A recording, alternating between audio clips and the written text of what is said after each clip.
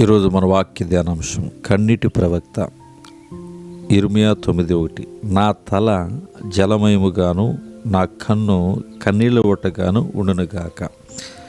పాత నిబంధనలో 4 పెద్ద ప్రవక్తలు ఉన్నారు, 12 మంది చిన్న ప్రవక్తలు ఉన్నారు.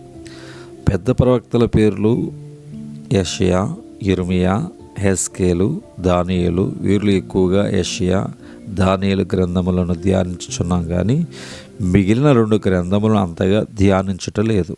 అయినను అందరు ప్రవక్తలకు ఉన్న ప్రత్యేకత వీరికి కలదు. కేవలము కన్నీటి ప్రవక్తగా పేర్కొనబడి ఇర్మియాను గూర్చి మాత్రము ధ్యానించుదాం. ఇర్మియా ఎందుకు కన్నీరు కార్చాడు? తన జనులలో హతులైన వారిని గూర్చి అతడు దేవారాత్రము కన్నీరు విడిచాడు.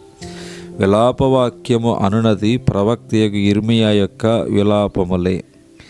జనభరితమైన పట్టణం గూర్చిన విలాపం ఇలా ఉన్నది: రాత్రి యందు అది బహుగా ఏడ్చుచున్నది, కన్నీరు దాని చెంపల మీద కారుచున్నది. దాని విటకాండ్రందరిలో దాని నోదార్చువాడొకడను లేడు.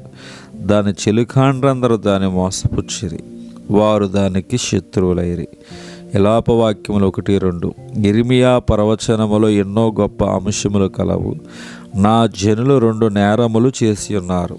జీవజనముల ఓటనైన నన్ను విడిచియున్నారు. తమ కొరకు తొట్లను అనగా బద్దలై నీళ్లు నిలవని తొట్లను తొలిపించుకొని ఉన్నారు. జీవజనముల ఓట ప్రభు అయిన యేసు క్రీస్తే.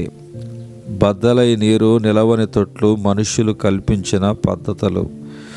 ప్రభు వాటిని వ్యతిరేకించినందున అప్పటి మతనాయకులు ఆయనకు వ్యతిరేకంగా లేచిరి. దేవునికి నోరు వలె ఉండి భవిష్యత్తులో జరగనయన్న వాటిని ముందుగా తెలియచేయటయే ప్రవక్తల కర్తవ్యం. ప్రభు అయిన యేసు లాజరు సమాధి ముందర కన్నీరు విడిచెను. యెరూషలేము పట్టణమును చూచి కన్నీరు విడిచెను.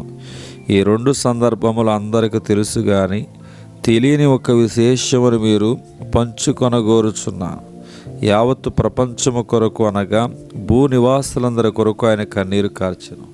హెబ్రీ 5:7. నేడును ఆత్మపూర్ణులైన వారు అపోస్తులైన పౌలు తమ స్వజనులు రక్షణ పొందవలని కన్నీటితో విజ్ఞాపన చేసి ఉన్నాడు. రోమా 10:1. ఇశ్రాయేలుల రక్షణ పొందవలని నా హృదయాభిలాషయు వారి విషయమై నేను దేవునికి చేయు ప్రార్థనయునై ఉన్నవి అని మనం వాక్యమును చూడగలుగుతున్నాం.